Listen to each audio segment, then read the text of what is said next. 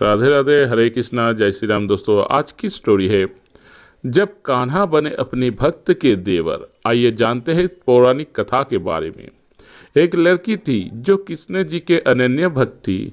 बचपन से ही कृष्ण भगवान का भजन करती थी, भक्ति करती थी। भक्ति करते करते बड़ी हो गई।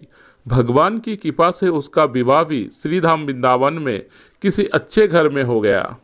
विवाह होकर पहली बार वृंदावन गए, पर नई दुल्हन होने से कहीं जा ना सकी और मायके चली गई। और वो दिन भी आया जब उसका पति उसे लेने उसके मायके आया। अपने पति के साथ फिर वृंदावन पहुंच गई। पहुंचते पहुंचते उसे शाम हो गई। पति वृंदावन में यमुना किनारे रुककर कहने लगा, देखो शाम का समय है, मैं यमुना जी में स्नान करके अभी आता हूँ। तुम इस पेड़ के नीचे बैठ जाओ और सामान की देखरेख करना। मैं थोड़े ही समय में आ जाऊंगा। यही सामने ही हूँ, कुछ लगे तो मुझे आवाज़ दे देना। इतना कहकर पति चला गया और वो लड़की बैठ गई। अब एक हाथ लंबा घूंघट निकाल रखा है, क्योंकि गांव है, ससुराल है, और वही बैठ गई। मन ही मन विचार करने लगी कि देखो ठाकुर जी की कितनी कृपा है। उन्हें मैंने बचपन से भजन किया और उनकी कृपा से मेरा विवाह भी श्रीधाम वृंदावन में हो गया। मैं इतने वर्षों से ठाकुर जी को मानती हूँ, परंतु अब तक उनसे कोई रिश्ता नहीं जोड़ा। फिर सोचती हूँ ठाकुर जी की उम्र क्या होगी, लगभग 16 वर्ष के होंगे। मेरे पति 20 वर्ष के हैं, उनसे थोड़े से छोटे हैं। इससे मेरे पति के छोटे भाई की तरह हुई और मेरे देवर की तरह। तो आज से ठाकुर जी मेरे देवर हुए। अब तो ठाकुर जी से नया संबंध जुड़कर बड़ी प्रसन्न हुई और मन ही मन ठाकुर जी से कहने लगी, देखो ठाकुर जी, आज से मैं तुम्हारी भाभी और तुम मेरे देवर हो गए। अब वो समय आ गया जब तुम मुझे भाभी भाभी कहकर पुकारोगे।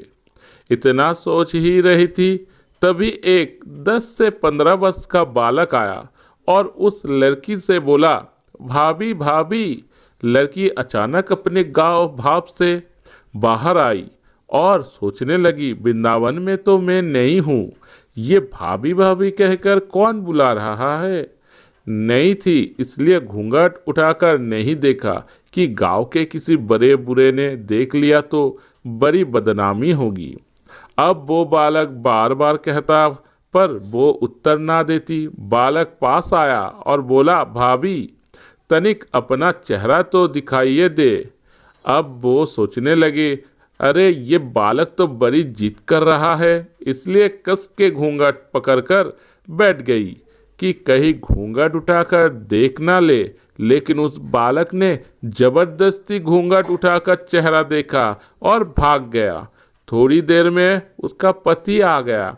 उसने सारी बात अपने पति से कही। पति ने कहा, तुमने मुझे आवाज़ क्यों नहीं दी। लड़की बोली, वो तो इतने में भाग ही गया था। पति बोला, चिंता मत करो, वृंदावन बहुत बड़ा थोड़े ही है, कभी किसी गली में खेलता मिल गया तो हड्डी पसली एक कर दूंगा, फिर कभी ऐसा नहीं कर सकेगा। तुम्हें जहाँ भी दिखे मुझे जरूर बताना। फिर दोनों घर गए। कुछ दिन बाद उसकी सास ने अपने बेटे से कहा, बेटा देख तेरा विवाह हो गया, बहू मायके से भी आ गई, पर तुम दोनों अभी तक बांके बिहारी जी के दर्शन के लिए नहीं गए। कल जाकर बहू को दर्शन करा कर लाना।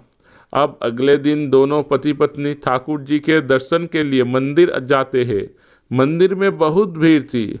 लड़का कहने लगा, देखो तुम स्त्रियों के साथ आगे जाकर दर्शन करो, मैं भी आता हूँ। अब वो आगे गए, पर घूंघट नहीं उठाती।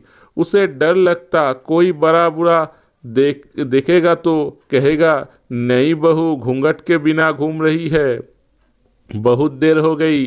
पीछे से पति ने आकर कहा, अरे बबली, बिहारी जी सामने हैं, घूंघट काहे ना खोले।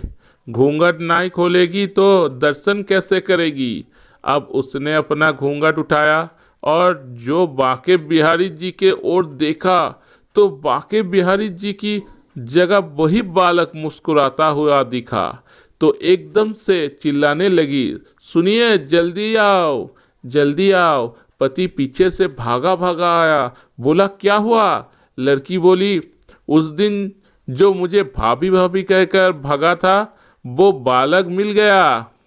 पति ने कहा, कहाँ है? अभी उसे देखता हूँ।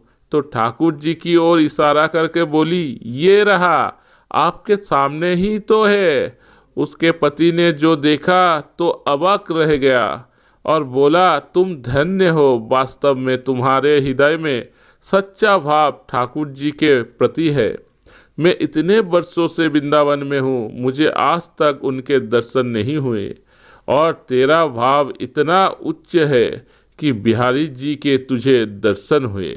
आपको ये स्टोरी जानकर कैसी लगी कमेंट में ज़रूर बताइए। अगर आप भी एक सच्चे सनातनी है और सनातन धर्म के विषय में जानना चाहते हैं तो मेरे इस मोटिवेशनल स्टोरी चैनल को जरूर सब्सक्राइब करके रखें। मैं बच्चू राम, मेरे इस मोटिवेशनल स्टोरी चैनल में वीडियो को देखने के लिए, कमेंट करने के लिए आप सभी का तहे दिल से अनेकों धन्यवाद। राधे राधे, हरे कृष्णा, जय श्री राम।